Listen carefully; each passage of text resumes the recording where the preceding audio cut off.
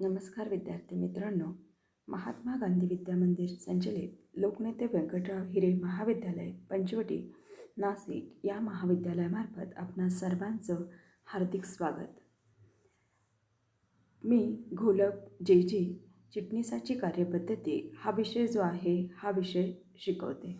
विद्यार्थी मित्रांनो, आपण चिटणीसाची कार्यपद्धती या विषयातील प्रकरण पहिलं जे आहे त्यामध्ये चिटणीस या प्रकरणाला सुरुवात जी आहे ती सुरुवात आपण तिथं केलेली आहे. आणि मागे जे 2 लेक्चर आपण बघितले त्यामध्ये आपण चिटणीस शब्दाचा अर्थ, व्याख्या आणि चिटणीस शब्दाची उत्पत्ती जी आहे ती उत्पत्ती आपण बघितलेली आहे. त्यानंतर आपण चिटणीसाची वैशिष्ट्य जी आहे ती वैशिष्ट्य आपण बघितले आणि त्यानंतर चिटणीसाचं महत्त्व जे आहे ते महत्त्व, व्यवसाय जगतामध्ये चिटणीसाचं महत्त्व जे आहे ते महत्त्व कोणत्या कारणामुळे आहे याचा विचार जो आहे तो विचार मागच्या लेक्चरमध्ये जो आहे तो मागच्या लेक्चरमध्ये आपण केलेला आहे. विद्यार्थी मित्रांनो, आपल्याला आज चिटणीसाचे प्रकार जे आहे ते चिटणीसाचे प्रकार आपल्याला बघायचे आहे. त्याचप्रमाणे चिटणीसाचं कार्य आणि चिटणीसाचे गुण जे आहे हे गुण हे 3 मुद्दे आपण आज लक्षात घेणार आहोत. तर सर्वात प्रथम जे आहे ते म्हणजे चिटणीसाचे प्रकार जे आहे ते प्रकार आपल्याला बघायचे आहे. तर चिटणीसाच्या प्रकारांचा जर विचार केला गेला तर चिटणीसाचे प्रामुख्याने 2 प्रकार आहे. एक खाजगी किंवा व्यक्तिगत चिटणीस आणि दुसरा जो आहे तो म्हणजे संस्थात्मक चिटणीस. आणि संस्थात्मक चिटणीसामध्ये पुन्हा उपप्रकार आपल्याला दिसून येत आहे. नफ्याचा हेतू नसलेल्या संस्थेचा चिटणीस, सहकारी संस्थेचा चिटणीस, संयुक्त स्कंद प्रमंडळाचा म्हणजे कंपनीचा चिटणीस, सरकारी खात्याचा चिटणीस आणि इतर निगम निकाय. तर आता इथे सर्वप्रथम जे आहे ते म्हणजे खाजगी चिटणीस जो आहे तो खाजगी चिटणीस किंवा व्यक्तिगत चिटणीस म्हणजे काय याचा विचार जो आहे तो विचार आपल्याला सर्वप्रथम करणं गरजेचं ठरेल. आता खाजगी चिटणीस जो आहे या खाजगी चिटणीसाला व्यक्तिगत चिटणीस जे आहे ते व्यक्तिगत चिटणीस असं देखील म्हटलं जातं आणि त्याचप्रमाणे तो पी ए किंवा म्हणजे स्वीय सहाय्यक या नावाने ओळखला जात असतो. चिटणीसाचा सगळ्यात जुना प्रकार जो आहे तो प्रकार म्हणजे खाजगी चिटणीस किंवा व्यक्तिगत चिटणीस जो आहे हा प्रकार असल्याचं आपल्याला दिसून येतं. खाजगी चिटणीस किंवा व्यक्तिगत चिटणीस हा चिटणीसाचा सगळ्यात जुना प्रकार जो आहे तो जुना प्रकार दिसून येतो. आणि तसं जर बघितलं गेलं तर चिटणीस व्यवसायाची सुरुवात जी आहे ती सुरुवात याच प्रकारापासून झाल्याचं आपल्याला दिसून येतं. कारण पूर्वीच्या काळामध्ये राजे, महाराजे व सरदार जे आहे या व्यक्ती खाजगी चिटणीसाची नेमणूक जी आहे ती नेमणूक करत होतात. आता आपल्या कार्यामध्ये व्यस्त असलेल्या व्यक्ती ज्या आहे त्या व्यक्ती आपलं कामकाज जे आहे ते आपला पत्रव्यवहार जो आहे तो पत्रव्यवहार किंवा आपली इतर दैनंदिन कामं आहेत ती सांभाळण्यासाठी खाजगी चिटणीसाची नेमणूक करत असतात. पी ए किंवा स्वीय सहाय्यक या नावाने तो ओळखला जातो. आणि ज्या आपल्या कामामध्ये व्यस्त असणाऱ्या व्यक्ती ज्या आहेत त्याच्यामध्ये उद्योगपतींचा समावेश जो आहे तो उद्योगपती, व्यापारी यांचा समावेश जो आहे तो समावेश होतो. मग अशा प्रकारच्या व्यक्ती ज्या आहे या खाजगी चिटणीसाची नेमणूक करत असतात. आता नियुक्ती, तर समाजामधील अतिव्यस्त व्यक्ती ज्या आहे त्या व्यक्ती खाजगी चिटणीसाची नियुक्ती करतात. त्यामुळे त्यांना आपल्या महत्त्वाच्या कामावरती लक्ष जे आहे ते लक्ष जे आहे ते लक्ष त्यांचं केंद्रित होतं. आणि कमी महत्त्वाची कामं जी आहे ती खाजगी चिटणीसावरती सोपवत असतात. मग कामामध्ये व्यस्त व्यक्ती आहेत, मग त्यांच्या कामाचा व्याप जो आहे तो व्याप भरपूर प्रमाणात आहे. अशा प्रकारच्या व्यक्ती ज्या आहे त्या व्यक्ती खाजगी किंवा व्यक्तिगत चिटणीसाची नेमणूक करतात. आणि त्यामुळे त्यांना त्यांचं महत्त्वाचं जे काम आहे त्याच्यावरती फोकस करता येतो आहे. आणि इतर जी दुय्यम कार्य आहे ती कार्य ते कोणावरती सोपवतात, चिटणीसावरती जी आहे ती चिटणीसावरती सोपवत जातात. आता प्रामुख्याने डॉक्टर, इंजिनियर, वकील, चार्टर्ड अकाउंटंट, सिने अभिनेते, राजकीय पुढारी इत्यादी व्यक्ती ज्या आहे या खाजगी चिटणीसाची नेमणूक करत असतात. आता आपण साधं डॉक्टरचं उदाहरण जे आहे ते उदाहरण आपण घेऊया. डॉक्टरचं जर बघितलं गेलं तर त्यांचं एकंदर जे शेड्यूल असतं किंवा दिवसभराचं त्यांचं जो दैनंदिन हे असतं तर अत्यंत बिझी याच्यामध्ये त्यांचं किंवा अत्यंत व्यस्त याच्यामध्ये त्यांचं कामकाज जे आहे ते कामकाज चालतं आहे. सकाळच्या वेळेस त्यांचे ऑपरेशन्स जे आहे ते ऑपरेशन असतात. त्यानंतर 11 नंतर त्यांच्या ओ पी डी जे आहे त्या ओ पी डी सुरू होत आहेत. त्या ओ पी डी जवळजवळ 4पर्यंत चालत आहेत. त्यानंतर संध्याकाळी पुन्हा त्यांची OPD जी आहे ती OPD असते. त्याचप्रमाणे त्यांना इतर ठिकाणी जर कार्यक्रमासाठी किंवा कशासाठी बोलवले असेल, व्याख्यानासाठी बोलवले असेल, तिथं जायचं असतं.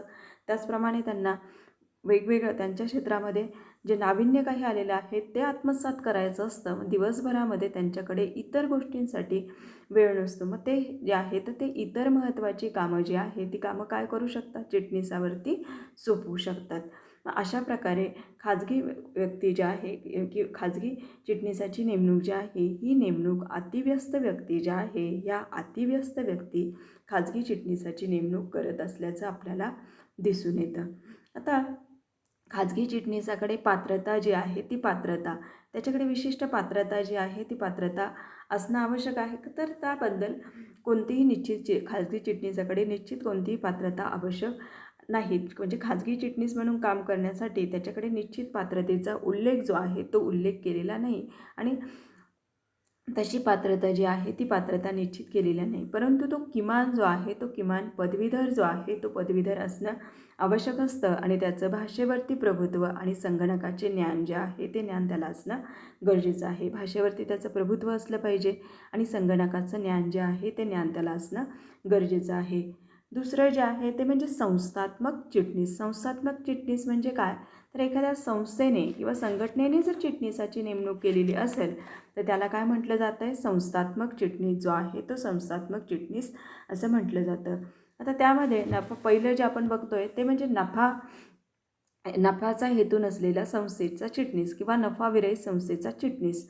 इथून नावातूनच आपल्याला त्या संस्थेचा अर्थ, आता इथे जे आहे तर आपल्याला ती संस्था जी आहे ती संस्था म्हणजे नक्की काय, तिचं कामकाज कशा प्रकारे चालतं आहे ते बघावं लागेल आणि त्यानंतर नफाविरहित संस्थेचा चिटणीसाचा विचार जो आहे तो विचार आपल्याला करावा लागणार आहे. तर समाजामध्ये व्यवसायाचा हेतू काय असतो की उत्पादन आणि सेवांची विक्री जी आहे ती विक्री करून नफा मिळवणे. परंतु समाजातील काही संघटना या समाज कल्याणाच्या दृष्टीने स्थापन केल्या जातात. समाजकार्याच्या हेतूने किंवा प्रेरणेने या संस्था अस्तित्वात ज्या आहेत त्या अस्तित्वात येतात आणि नफ्याचा हेतू न ठेवता विशिष्ट ध्येय साध्य करण्यासाठी या संस्था स्थापन झालेल्या असतात. आता नफाविरहित संस्था म्हणजे अशी संस्था, संघटना किंवा व्यक्तींचा समूह जो सामान्य लोकांच्या हितसंबंधांसाठी सामाजिक, शैक्षणिक, सांस्कृतिक, कला, क्रीडा इत्यादी क्षेत्रांना प्रोत्साहन देणे आणि विकास करणे या उद्देशाने स्थापन झालेला असतो. आता ह्या नफाविरहित संस्था ज्या आहे यांचा हेतू नफा कमवणं नसतं, विशिष्ट हेतूने प्रेरित झालेल्या असतात आणि तिथे जे आहे तर त्या संस्था कार्यरत असतात आणि यांचा प्रमुख उद्देश जो आहे तर तो सामान्य जनतेच्या हितासाठी, मग सामाजिक, शैक्षणिक, सांस्कृतिक, कला, क्रीडा, आरोग्य हे जे क्षेत्र आहे या क्षेत्रांना प्रोत्साहन देण्यासाठी किंवा विकास करण्यासाठी अशा प्रकारच्या संस्था ज्या आहेत त्या संस्था स्थापन झालेल्या असतात. मग इथे नफाविरहित संस्थेच्या चिटणीसाची नेमणूक जी आहे ती नेमणूक व्यवस्थापन समितीद्वारे केली जाते आणि तो व्यवस्थापन समितीचा सदस्य असतो आणि संस्थेचे आकारमान, स्वरूप यावरून त्याला पूर्णवेळ किंवा अर्धवेळ पगारावर किंवा मानधनावर त्याची नियुक्ती केली जात असते. मग तिथे जे आहे तर तिथे व्यवस्थापन समितीची नियुक्ती केली असते आणि त्यातलाच एक सदस्य जो आहे हा सदस्य हा सदस्य काय करत असतो, चिटणीस म्हणून तिथे कामकाज जो आहे तो कामकाज करत असतो. मग श्रीमंत लोक, व्यापारी, उद्योगपती या संघटनांना ज्या आहे या संघटनांना देणगी देत असतात आणि सभासदांकडून जी वर्गणी घेतली जाते तसेच सरकारकडून मिळणारे अनुदान ही संस्थेच्या उत्पादनाची बाजू जी आहे ती उत्पादनाची बाजू असते आणि नाममात्र शुल्क घेऊन सेवा उपलब्ध करून दिले जात असतात. आता लोकशाही पद्धतीने कामकाज जे आहे ते कामकाज चालतं. मग अशा संस्था ज्या आहे अशा संस्थांचं जर उदाहरण द्यायचं असेल तर उदाहरणार्थ आपण कसलं उदाहरण देऊ शकतो, रोटरी क्लब, लायन्स क्लब, क्रीडा मंडळे, सांस्कृतिक मंडळे, चेंबर ऑफ कॉमर्स, शाळा, महाविद्यालय हे जे घटक आहे किंवा या ज्या संस्था संघटना आहे या नफ्याचा हेतू न ठेवता स्थापन झालेल्या असतात आणि समाजाच्या विकासासाठी किंवा समाजासाठी या संस्था कार्यरत असल्याचं आपल्याला दिसून येतं. आता नफाविरहित संस्थेच्या चिटणीसाची कोणतीही निर्धारित पात्रता जी आहे ती निर्धारित पात्रता नाही, परंतु तो चिटणीस जो आहे त्या संस्थेच्या संकल्पनेशी परिचित असला पाहिजे. त्याला पत्रव्यवहार, संगणकाचं, फायलिंग इत्यादी मूलभूत ज्ञान जे आहे ते ज्ञान असणं गरजेचं असतं. त्यानंतर पुढे जे आहे आपल्याला बघायचं आहे ते म्हणजे सहकारी संस्थेचा चिटणीस जो आहे तो सहकारी संस्थेचा चिटणीस. विना सहकार नाही उद्धार हे ब्रीदवाक्य घेऊन ज्या संस्थांची स्थापना करण्यात येते तसेच 10 किंवा त्यापेक्षा जास्त व्यक्तींनी कायद्याअंतर्गत सहकारी कायद्याअंतर्गत नोंदवलेली ऐच्छिक संघटना जी आहे ती नोंदवलेली ऐच्छिक संघटना म्हणजे सहकारी संस्था होय. सहकारी कायदा विना सहकार नाही उद्धार हे ब्रीदवाक्य घेऊन ज्या संस्था आणि ज्या संघटनांची स्थापना झालेली असते त्या संघटनांना काय म्हटलं जातं आहे? सहकारी संस्था. महाराष्ट्रामध्ये जर बघितलं गेलं तर महाराष्ट्र सहकारी कायदा 1960 अंतर्गत महाराष्ट्रामध्ये सहकारी संस्थांची नोंदणी जी आहे ती नोंदणी केली जात असते किंवा स्थापना जी आहे ती स्थापना होत असते. आता तिथे जे आहे तर सभासदांना आणि जनतेला विविध प्रकारच्या सोयी व उपयुक्त सेवा उपलब्ध करून देणे आणि त्यांच्या हितसंबंधांचे रक्षण करणे. आपण नफाविरहित संस्था जी आहे ती नफाविरहित संस्था बघितली तर नफाविरहित संस्थांचा उद्देश जो आहे तो काय असतो? नफा न कमवणं आणि समाजाला तिथे समाजातील काही क्षेत्र जे आहे त्या क्षेत्रांना विकास देणं आणि विकास करणं आणि प्रोत्साहन देणं आणि समाजासाठी या गोष्टी ज्या आहेत ते करत असतात. सहकारी संस्था जी आहे ही सहकारी संस्था तिथे काय करते तर त्या संस्थेचे जे सभासद आहे आणि इतर ज्या व्यक्ती आहे या व्यक्तींना सेवा जी आहे ती सेवा उपलब्ध करून जी आहे ती उपलब्ध करून देत असते. मग इथे जे आहे तर सहकारी संस्थेचे व्यवस्थापन लोकशाही व सहकारच्या तत्वानुसार जे आहे ते लोकशाही आणि सहकारच्या तत्वानुसार चालते. समितीतील सदस्य सहकारी संस्थेचा समितीतील एक सदस्य जे आहे तो चिटणीस म्हणून तिथे कामकाज जे आहे ते कामकाज करत असतो. आता तिथे जे आहे तर या सहकारी संस्था ज्या आहे त्याचं उदाहरण जे आहे ते उदाहरण आपल्याला तिथे सहकारी बँक, सहकारी गृहनिर्माण संस्था, सहकारी ग्राहक भांडार इत्यादींचं आपल्याला उदाहरण जे आहे ते उदाहरण देता येईल. आता सहकारी संस्थेची नियुक्ती जी आहे तर नियुक्ती ही व्यवस्थापन समितीतील सदस्यांमधूनच केली जाते. कामकाज लोकशाही पद्धतीने केले जाते.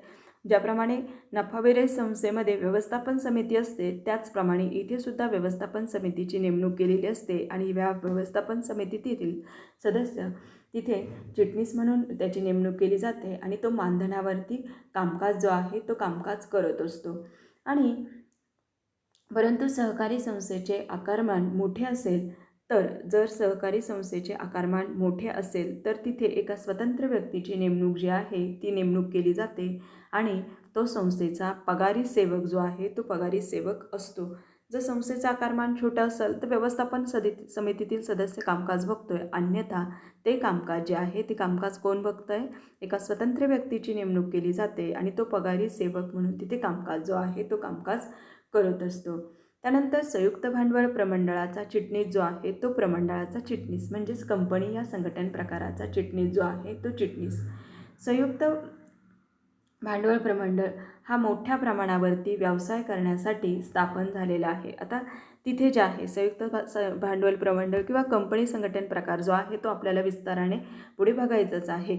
आता फक्त आपण काय विचार करतोय? संयुक्त भांडवल प्रमंडळाचा किंवा संयुक्त स्कंद प्रमंडळाचा चिटणीस जो आहे हा चिटणीस हा कंपनीचा चिटणीस जो आहे चिटणीस सचिव या नावाने देखील ओळखला जात असतो.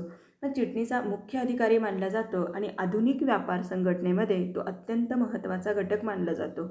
अत्यंत महत्त्वाचा घटक जो आहे तो अत्यंत महत्त्वाचा घटक तिथे चिटणीस जो आहे हा अत्यंत महत्त्वाचा घटक तिथे मानला जातो. का मानला जातो आहे? कारण तिथे कंपनी जी आहे तर व्यापारी संघटना आहे आणि ही गुंतवणूकदारांकडून भांडवल गोळा करते आणि जमा केलेले भांडवल उत्पादन, वितरण आणि सेवा क्षेत्रातील एखाद्या व्यवसायामध्ये जे आहे ते एखाद्या व्यवसायामध्ये गुंतवले जाते आणि त्या व्यवहारातून होणारा नफा जो आहे तो नफा गुंतवणूकदारांमध्ये वाटला जात असतो. आणि गुंतवणूकदार जे आहे ते गुंतवणूकदार तिथे गुंतवणूकदार किंवा ज्यांनी भांडवल पुरवलेलं आहे ते कंपनीचा दैनंदिन कामकाज जो आहे ते दैनंदिन कामकाज किंवा व्यवहार जो आहे तो व्यवहार बघत नाही आहे. मग तिथे जे आहे त्यांच्यामधून संचालक मंडळाची निवड केली जाते, परंतु संचालक मंडळसुद्धा दैनंदिन कामकाज बघत नाही आहे. मग तिथे दैनंदिन कामकाजाशी संबंधित चिटणीस जो आहे तो चिटणीस असतो. त्यामुळे संयुक्त स्कंद प्रमंडळामध्ये किंवा कंपनीमध्ये चिटणीस जो आहे हा चिटणीस एक मुख्य अधिकारी म्हणून ओळखला जात असतो. आता चिटणीसाची नेमणूक जी आहे ती चिटणीसाची नेमणूक ज्यावेळेस कंपनीची स्थापना केली जाते त्याच वेळेस चिटणीसाची नेमणूक जी आहे ती नेमणूक केली जाते. प्रामुख्याने दैनंदिन आणि कार्यकारी कामं करण्यासाठी त्याची नेमणूक जी आहे ती नेमणूक केली जात असते, दैनंदिन आणि कार्यकारी. आणि तो पगारी सेवक जो आहे तो पगारी सेवक असल्यामुळे संचालक मंडळाच्या नियंत्रणाखाली तो कामकाज जो आहे तो कामकाज करत असतो. आता कंपनी कायदा 2013 नुसार कंपनी सचिवांना मुख्य व्यवस्थापकीय कर्मचारी या व्याख्येत समाविष्ट केलेले आहे. मग तिथे जर गेलं गेलं तर कायद्याच्या अंतर्गत मुख्य व्यवस्थापकीय अधिकारी म्हणून चिटणीसाचा समावेश जो आहे तो समावेश केलेला आहे आणि त्या कायद्यामध्येच त्याची संकल्पना जी आहे ती मांडलेली आहे. आता संचालक मंडळाला कंपनीचा कारभार दैनंदिन कारभार यावा यासाठी काही व्यवस्थापक व अधिकारी यांची नियुक्ती केली जाते. संचालक कंपनीचं एकंदर जे कामकाज आहे दैनंदिन कामकाज एक प्रभावीपणे जे आहे कार्यक्षमपणे पार पाडावं यासाठी चिटणीसाची नेमणूक जी आहे ती नेमणूक केली जात असते. आता चिटणीस म्हणून काम करायचं असेल तर त्यासाठी नक्कीच निश्चित पात्रता जी आहे ती पात्रता त्या व्यक्तीने धारण करणं गरजेचं असतं. नफ्याच्या हेतूचा किंवा सहकारी संस्थेच्या बाबतीत आपण विशिष्ट पात्रतेचा विचार जो आहे तो विचार केलेला नाही आहे. फक्त तिथं काय बघितलेलं आहे, खाजगी चिटणीसाच्या पात्रतेच्या बाबतीत पण बघितले किंवा तो पदवीधर असावा, नफ्याच्या हेतूच्या बाबतीत त्या संस्थेचं ज्ञान असावं. त्याचप्रमाणे सहकारी संस्थेच्या बाबतीमध्ये सुद्धा त्याला त्या सहकारी संस्थेचं ज्ञान जे आहे ते ज्ञान असणं गरजेचं आहे. आता आपण बघतोय की संयुक्त स्कंद प्रमंडळाचा चिटणीस, मग त्यामध्ये त्याला विशिष्ट पात्रता धारण करणं आवश्यक असतं. त्याने institute of company secretary of India ICSI भारतीय कंपनी चिटणीसाची संस्था या संस्थेचा तो सभासद असला पाहिजे. आणि हे सभासदत्व त्याला केव्हा प्राप्त होतं आहे तर त्यांच्यामार्फत जी परीक्षा घेतली जाते त्या परीक्षेचे ती परीक्षा तो पास असेल तर त्याला त्या संस्थेचं सभासदत्व जे आहे ते सभासदत्व प्राप्त होत असतं. ICSI institute of company secretary of India ICSI लक्षात ठेवा. आपण जो CS चा कोर्स म्हणतो आहे तो कोर्स त्याने पूर्ण करणं गरजेचं असतं, तरच तो कंपनी चिटणीस म्हणून कामकाज जे आहे ते कामकाज करत असतो. आता पुढचा प्रकार जो आहे तो म्हणजे सरकारी खात्याचा चिटणीस जो आहे तो सरकारी खात्याचा चिटणीस. भारतात लोकशाही पद्धतीने राज्यकारभार केला जातो. संपूर्ण देशाचा कारभार केंद्र सरकार मार्फत करण्यात येतं आणि एका राज्याचा कारभार राज्य सरकारकडून करण्यात येतो. आता तिथे जे आहे सरकारी खात्याचा चिटणीस, सरकारी खात्याचा चिटणीस बघण्या अगोदर आपल्याला सरकारी खातं म्हणजे काय ते बघणं आपल्याला गरजेचं ठरेल. मग त्या दृष्टीने जर बघितलं गेलं तर भारतामध्ये एका संपूर्ण देशाचा कारभार जो आहे तो केंद्र सरकार आणि एका राज्याचा कारभार जो आहे तो राज्य सरकारकडून करण्यात येतो. आता सरकार म्हणजे काय तर सरकार म्हणजे जनतेने निवडून दिलेल्या प्रतिनिधींचे मंडळ जे आहे ते प्रतिनिधींचे मंडळ होय. मग देशाचा राज्यकारभार जो आहे तो सुरळीत चालावा या आणि प्रत्येक क्षेत्राचा समतोल विकास व्हावा यासाठी केंद्र सरकार आणि राज्य सरकारने तिथे वेगवेगळ्या प्रकारची खाती किंवा विभाग जे आहे ते विभाग निर्माण केलेले आहे. मग एकंदर सरकार जे आहे ते सरकार म्हणजे काय, आपण निवडून दिलेले प्रतिनिधी जे आहे ते प्रतिनिधींचं मंडळ, मग त्याच्यामध्ये विधानसभा आणि लोकसभेचा समावेश होतो आहे. मग तिथे संपूर्ण देशाचा किंवा संपूर्ण राज्याचा कारभार जो आहे तो कारभार करायचा आहे. मग त्या दृष्टीने तिथे वेगवेगळ्या प्रकारचे विभाग किंवा खाते निर्माण केलेले आहे. बघा आपण नेहमी बातम्यांमध्ये किंवा पेपरमध्ये ऐकत असतो की हा मंत्री या खात्याचा मंत्री आहे, त्यांनी अशा प्रकारे धोरण जे आहे ते धोरण आखलेलं आहे. मग त्याच्यामध्ये आपल्याला गृह खाते, अर्थ खाते, शिक्षण खाते, संरक्षण खाते, समाज कल्याण खाते, आरोग्य खाते मग इत्यादी. मग प्रत्येक खात्याचा एक मंत्री असतो आणि खात्यात दैनंदिन कामकाज प्रशासकीय कामकाज करण्यासाठी पूर्ण वेळ एका व्यक्तीची नेमणूक जी आहे ती नेमणूक केली जात असते.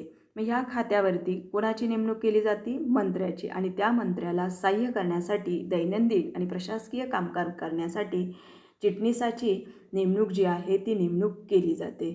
मग मंत्री महोदयांच्या मार्गदर्शनानुसार आणि दिशा दर्शनानुसार विशिष्ट खात्याचा प्रशासकीय कारभार बघण्याचे तसेच व्यवस्थापन व मंत्रिमंडळामध्ये घेतलेल्या निर्णयांची अंमलबजावणी करण्याचे कामकाज जे आहे ते कामकाज चिटणीस जो आहे तो चिटणीस करत असतो आणि तो सचिव या नावाने देखील ओळखला जात असतो. म्हणजे मंत्र्याच्या मार्गदर्शनाखाली आणि मंत्री ज्याप्रमाणे सांगेल त्याप्रमाणे आणि मंत्र्याने घेतलेल्या निर्णयाची अंमलबजावणी करण्याचे कामकाज चिटणीस करत असतो आणि सरकारी खात्याच्या चिटणीसाला सचिव असं म्हटलं जात असतं. आता तिथे जे आहे तर सरकारी खात्याच्या चिटणीसाची नेमणूक तर भारत सरकार आणि राज्य सरकारद्वारे प्रशासकीय कारभार चालवण्यासाठी प्रमुख म्हणून चिटणीसाची नेमणूक केली जाते आणि या खात्याचे चिटणीस प्रशासक म्हणून काम करतात. आता तिथे जे आहे तर नेमणूक जी आहे ती नेमणूक तर भारताचे पंतप्रधान केंद्र सरकारच्या विविध खात्यात चिटणीसाची नेमणूक करतात. पंतप्रधान केंद्र सरकारच्या विविध खात्यामध्ये करतात आणि राज्याचे मुख्यमंत्री राज्य सरकारच्या विविध खात्यामध्ये चिटणीसाची नेमणूक जी आहे ती नेमणूक करत असतात. आता पात्रता जी आहे ती पात्रता तर सरकारी खात्याच्या चिटणीसाला कोणत्याही शाखेची पदवी जी आहे ती पदवी म्हणजे तो पदवीधर जो आहे तो पदवीधर असणं आवश्यक आहे आणि त्याचबरोबर त्याने लोकसेवा आयोगाद्वारे आयोजित केलेल्या नागरी सेवा परीक्षा जी आहे ती उत्तीर्ण आवश्यक आहे. भारतीय प्रशासकीय सेवेतील अधिकारी सचिव होऊ शकतो. म्हणजे त्याच्याकडे पात्रता जी आहे ती पात्रता आवश्यक असते आणि भारतीय IAS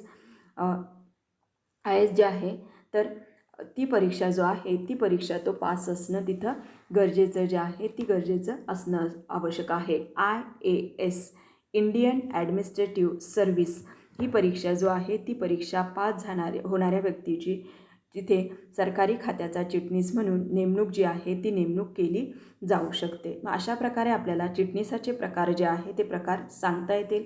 आता आपल्याला बघायचं आहे चिटणीसाची कार्य जी आहे ती कार्य आपल्याला बघायची आहे. मग त्याच्यामध्ये पत्रव्यवहार, कार्यालय व्यवस्थापन, स्वागतविषयक जे आहे ते स्वागतविषयक कार्य, त्यानंतर आर्थिक कार्य, सभांचं आयोजन करणं, वैधानिक कार्य, धोरण ठरवण्यास मदत, माहिती पुरवणे आणि प्रशासनविषयक कार्य जे आहे ते कामकाज चिटणीसाला करावं लागतं.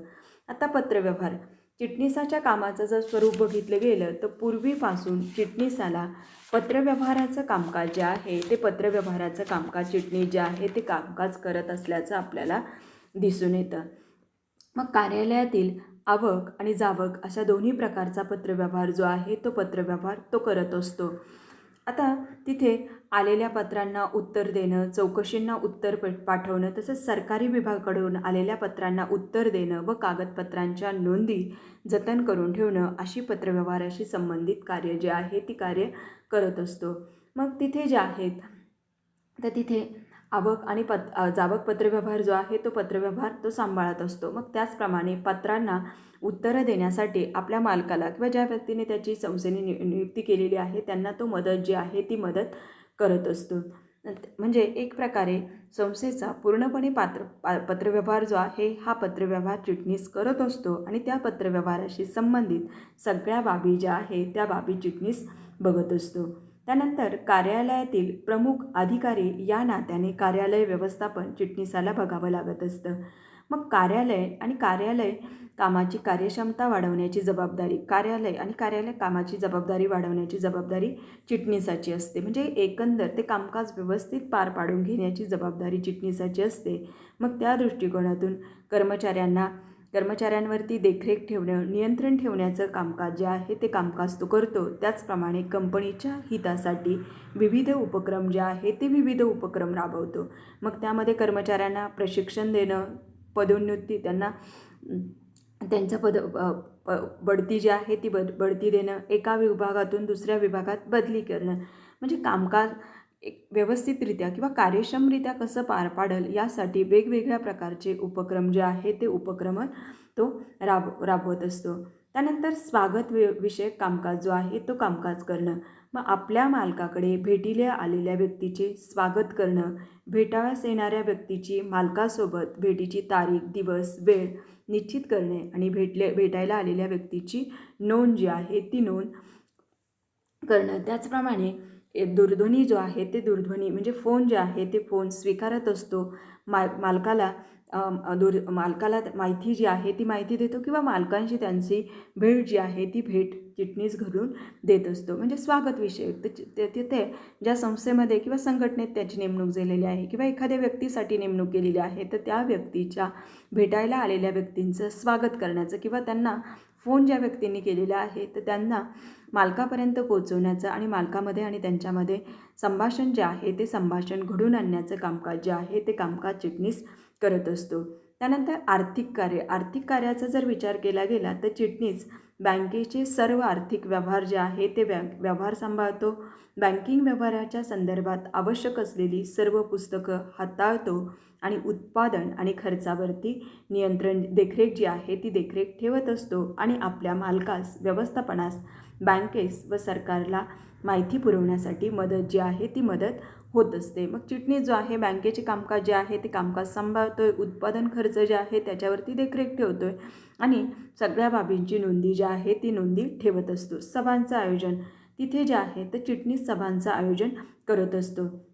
तिथे जे आहे खाजगी चिटणीस मालक आणि इतर त्रयस्थ व्यक्ती यांच्या बैठकांचे आयोजन करतो. तसेच कंपनी कायद्याच्या तरतुदीनुसार कंपनीत विविध सभांचे आयोजन करत असतो. मग खाजगी व्यक्ती ज्या आहे त्या व्यक्तीच्या जिथे ज्या व्यक्तींबरोबर सभा ठरलेल्या आहे मग त्याची दिवस, ठिकाण वगैरे तो निश्चित करतो. त्याचप्रमाणे कंपनीच्या बाबतीमध्ये सभा अत्यंत महत्त्वाच्या असतात आणि त्या दृष्टीने तो कंपनी कायद्यातील तरतुदीनुसार सभांचं आयोजन करतं.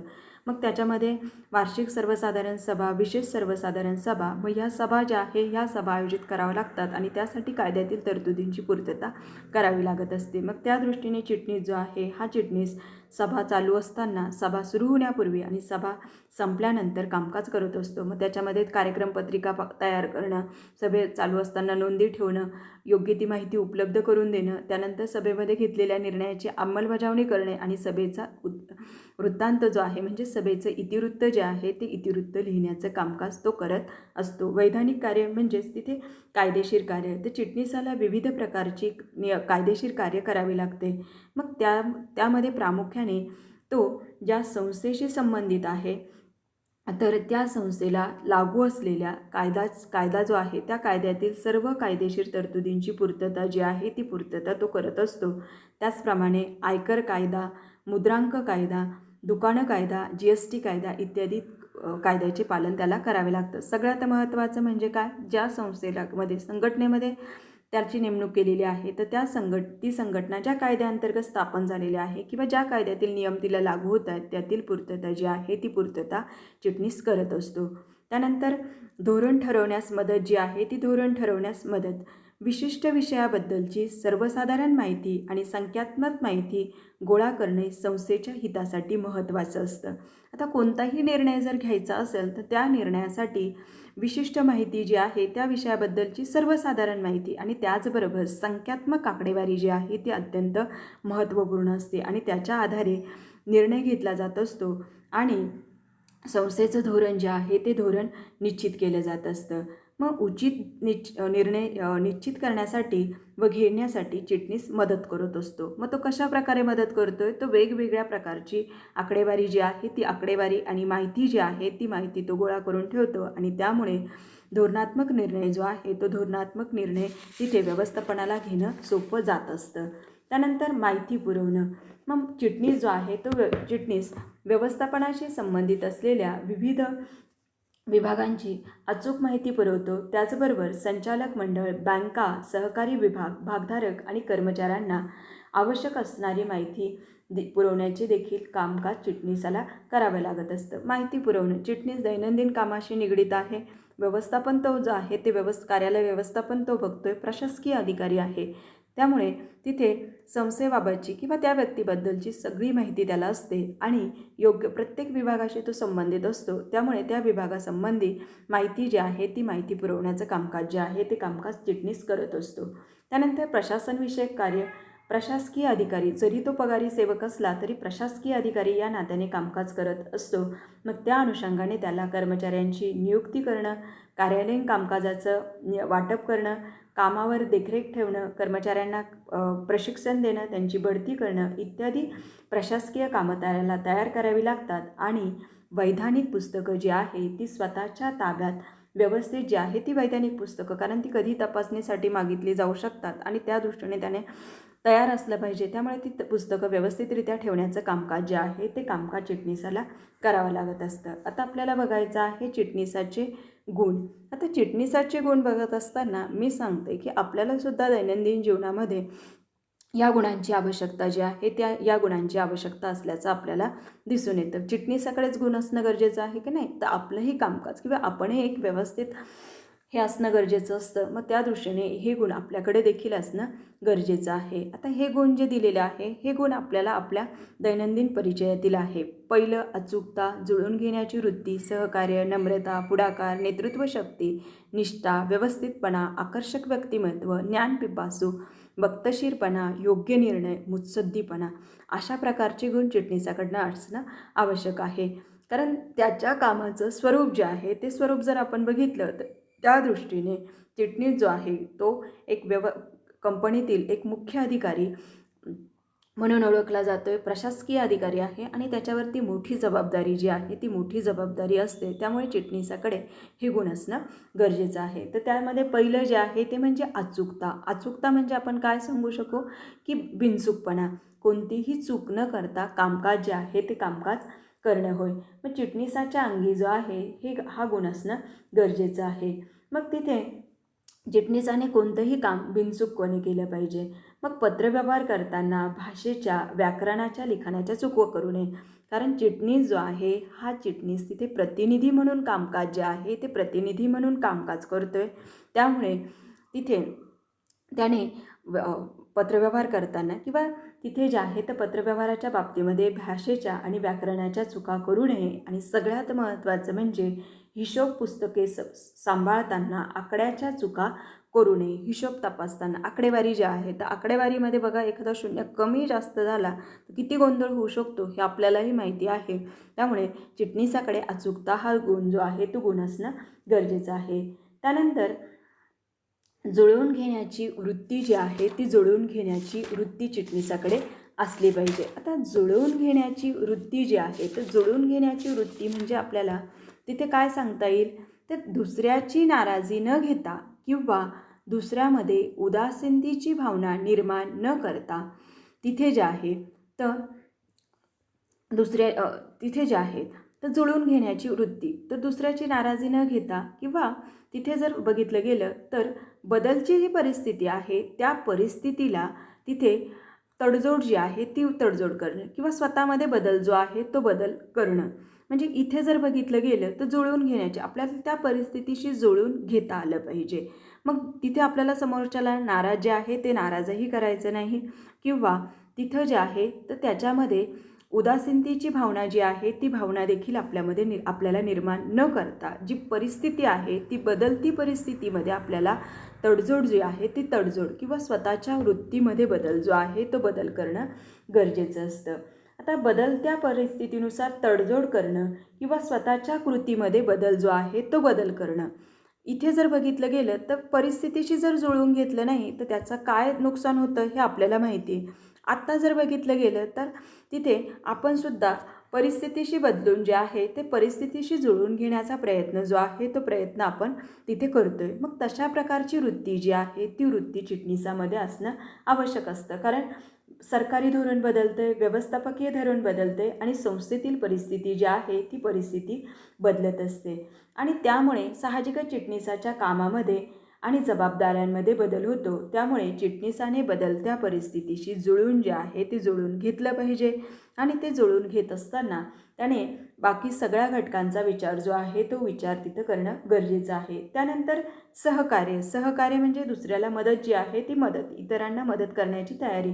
आता चिटणीस जर बघितलं गेलं तर चिटणीस तिथे कर्मचाऱ्यांकडून काम करून घेतो आहे किंवा एक महत्त्वाचं कामकाज जे आहे ते कामकाज तो करत असतो किंवा कार्यालय व्यवस्थापन जो आहे तो व्यवस्थापन करत असतो. मग त्यामुळे तिथे त्याने जर सांघिक भावनेने कामकाज केले तर तिथे कामाचा ताण जो आहे तो ताण कमी होतो, एकत्रितपणाची भावना विकसित होते आणि त्यामुळे चिटणीसाने सहकार्यांना चिटणीसाचे जे सहकारी आहे तर त्यांना सदैव मदत करण्यास त्याने तत्पर असलं पाहिजे.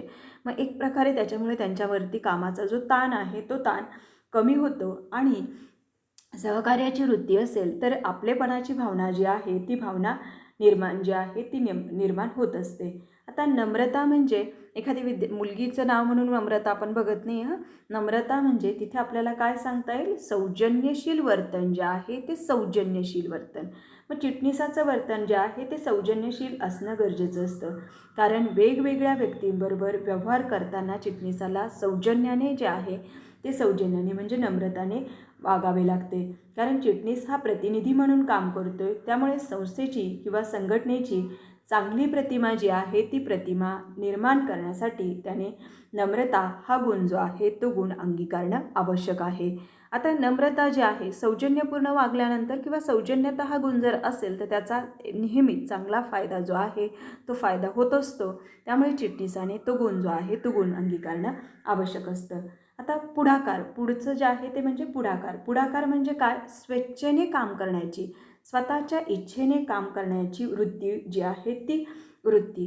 दुसरं कोणीतरी सांगेल आणि मग काम करत असं न करता चिटणीसाने स्वतः पुढाकार जो आहे तो पुढाकार घेऊन कामकाज जे आहे ते कामकाज करणं आवश्यक असते. मग वरिष्ठांच्या आदेशाची वाट न पाहता स्वतः पुढाकार घेऊन काम करणं, मालकाच्या हजेरीत चिटणीसाने निर्णय घेण्याची तयारी दर्शवणे होय. मग पुढाकार जो आहे तो पुढाकार की स्वतः पुढे होऊन कोणीतरी सांगेल, कोणीतरी आदेश देईल असं न करता स्वतःची जबाबदारी ओळखून चिटणीसाने निर्णय जो आहे तो निर्णय घेणं आवश्यक असते. आणि त्याचमुळे चिटणीसाला योग्य वेळी योग्य तो निर्णय घेण्याची क्षमता असलीच पाहिजे. त्यानंतर चिटणीसाला धोरणात्मक निर्णयाची अंमलबजावणी करावी लागते. त्यामुळे चिटणीसाकडे नेतृत्व शक्ती हा गुण असणं आवश्यक आहे. कारण संचालक मंडळ किंवा व्यवस्थापन फक्त धोरण जे आहे ते धोरण आखत असतं, त्याची अंमलबजावणी जी आहे ती अंमलबजावणी चिटणीसाला करायची असते. मग तिथे त्या लोकांकडून किंवा कर्मचाऱ्यांकडून चिटणीसाला काम करून घ्यायचं असतं. त्यामुळे चिटणीसाकडे तिथे नेतृत्व शक्ती हा गुण असणं आवश्यक असतं. मग या गुणामुळे सहकाऱ्यांना मार्गदर्शन, प्रोत्साहन देणं आणि त्यांच्याकडून अधिक क्षमतेने काम करून घेणं सहज शक्य होतं. मग नेतृत्व शक्ती जर गुण असेल तर त्यामुळे काय होतं की कर्मचाऱ्यांना तो मार्गदर्शन करू शकतोय, प्रोत्साहन देऊ शकतोय, प्रेरणा देऊ शकतोय आणि त्यांच्याकडून अधिक क्षमतेने व्यवस्थितरित्या काम करून घेऊ शकतो. त्यासाठी त्याच्याकडे नेतृत्व शक्ती गुण असणं आवश्यक असतं. आणि या गुणामुळे संघभावना जी आहे की आपण सगळे तिथे टीमवर्क जे आहे ते टीमवर्कने काम करतोय अशी भावना वाढीस लागते आणि काम व्यवस्थितरित्या आणि उद्दिष्ट जे आहे ते उद्दिष्ट जे आहे ते सहज साध्य होत असतं. त्यामुळे चिटणीसाकडे नेतृत्व शक्ती हा गुण असणं आवश्यक आहे. त्यानंतर निष्ठा म्हणजे विश्वासार्हता होय.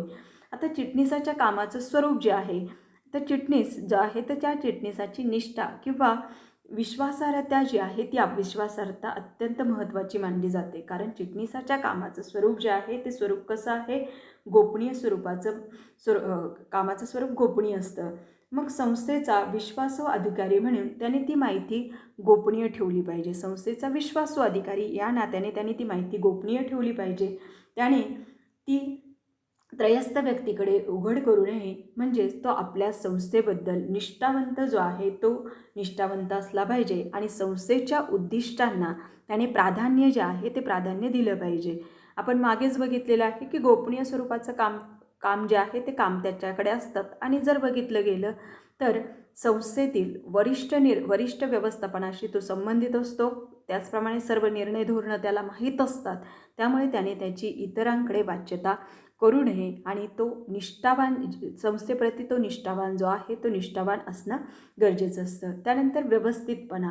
तर चिटणीसाच्या महत्त्वाच्या गुणांपैकी एक गुण म्हणजे व्यवस्थितपणा. त्याने प्रत्येक काम जे आहे ते काम तिथे व्यवस्थित पार पाडणं आवश्यक आहे आणि ताबडतोब व्यवस्थितपणे जे आहे ताबडतोब ते कामकाज जे आहे ते कामकाज करणं आवश्यक आहे. त्यानंतर आकर्षक व्यक्तिमत्व. चिटणीसाचा अनेक व्यक्तींशी संपर्क येत असतो आणि तो संस्थेचा प्रतिनिधी जो आहे तो प्रतिनिधी म्हणून ओळखला जात असतो. मग त्यामुळे चिटणीस आकर्षक व्यक्तिमत्त्वाचा असणं गरजेचं असतो. आकर्षक व्यक्तिमत्व म्हणजे त्याचं शारीरिक सौंदर्य नाही. आकर्षक व्यक्तिमत्व म्हटल्यानंतर आपल्याला कुठंतरी वाटतं की तो दिसायला असा असला पाहिजे, तसंच. तर आकर्षक व्यक्तिमत्वामध्ये त्याचा समावेश होत नाही. तर त्यामध्ये काय येतं आहे, तर आनंददायी स्वभाव असला पाहिजे, त्याचं चारित्र्य चांगलं असलं पाहिजे, आत्मविश्वास जो आहे तो आत्मविश्वास, त्याचप्रमाणे संयमी जो आहे तो संयमी तो असला पाहिजे. आणि आव्हाने आणि जे काही आव्हान आलेलं असेल, जी काही परिस्थिती आलेली असेल, तिला तो शांतपणे सामोरं जाण्याची वृत्ती जी आहे ती वृत्ती त्याच्यामध्ये असणं आवश्यक आहे. मग आकर्षक व्यक्तिमत्व म्हणजे बाह्य सौंदर्य नाही, तर त्याच्यामध्ये असलेले गुण जे आहे किंवा त्याच्यामध्ये असलेले त्याचा चारित्र्य जे आहे ते चारित्र्याचा आपण तिथे विचार करू शकतो. त्याच्या आत्मविश्वासाचा विचार करू शकतो. त्यानंतर ज्ञानपिपासू. मग वैधानिक कामे चोख पार पाडण्यासाठी चिटणीसाने आपले ज्ञान अद्ययावत ठेवलं पाहिजे. ज्ञानपिपासू म्हणजे नवीन गोष्टी आलेल्या आहेत त्या गोष्टी जाणून घेण्याची वृत्ती चिटणीसाकडे असणं आवश्यक असतं. आणि महत्त्वाचं म्हणजे कायद्याच्या तरतुदी ज्या आहेत त्या तरतुदींच्या बाबतीमध्ये त्याने वेळोवेळी माहिती जी आहे ती माहिती करून घेणं आवश्यक आहे. मग वक्तशीरपणा म्हणजे आपल्यालासुद्धा या गुणाचं महत्त्व आहेच आहे. वक्तशीरपणा नियोजनानुसार वेळेमध्ये कामकाज जे आहे ते कामकाज पूर्ण करणं. मग नियोजनानुसार कामकाज पूर्ण झाले नाही तर संस्थेची उद्दिष्ट जी आहे ती उद्दिष्ट साध्य होण्यास विलंब होऊ शकतो. त्यामुळे संस्थेची प्रतिमा खराब होऊ शकते. म्हणून चिटणीसाकडे हा गुण असला पाहिजे. त्यानंतर योग्य निर्णय. चिटणीसाने न्यायाधीशाची भूमिका पार पाडली पाहिजे आणि अचूक निर्णय घेतला पाहिजे. जो परिणाम योग्य निर्णय, चिटणीसाने योग्य वेळी योग्य तो निर्णय जो आहे तो संस्थेच्या हितासाठी घेणं गरजेचं आहे.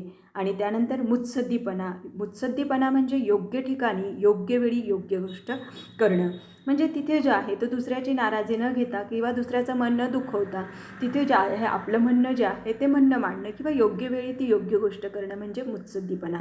आणि हा गुण चिटणीसाकडे असणं आवश्यक आहे. कारण त्याचा वेगवेगळ्या व्यक्तींशी किंवा वेगवेगळ्या संस्था यांच्याशी संपर्क येत असतो. त्यामुळे त्याने दुसऱ्याची भावना न दुखवता त्याने काम जे आहे ते काम करून घेतलं पाहिजे. आपलं म्हणणं जे आहे ते म्हणणं त्याने पटवून देणं गरजेचं असतं. मग व्यवस्थापन आहे, त्यानंतर कर्मचारी आहे, त्यानंतर इतर व्यक्ती ज्या आहे त्या व्यक्तीची अनेक वेगवेगळ्या व्यक्तींशी त्याचा संबंध येत असतो. कंपनीचे सभासद जे आहे अनेक व्यक्तींशी संबंध येत असतो. मग त्या दृष्टीने त्याच्याकडे मुत्सद्दीपणा जो आहे तो मुत्सद्दीपणा किंवा व्यवहार चातुर्य जे आहे ते व्यवहार चातुर्य असणं गरजेचं आहे. तर अशा प्रकारे विद्यार्थी मित्रांनो आपण चिटणीसाचे गुण बघितले आणि इथे आपलं पहिलं प्रकरण जे आहे ते पहिलं प्रकरण आपलं इथं संपतं आहे. त्यानंतर आपल्याला इथे फरकमध्ये जे आहे तर फरकमध्ये त्यांनी चिटणीसाचे जे प्रकार आहे या प्रकारामध्ये आपल्याला फरक जो आहे तो फरक त्यांनी सांगितलेला आहे.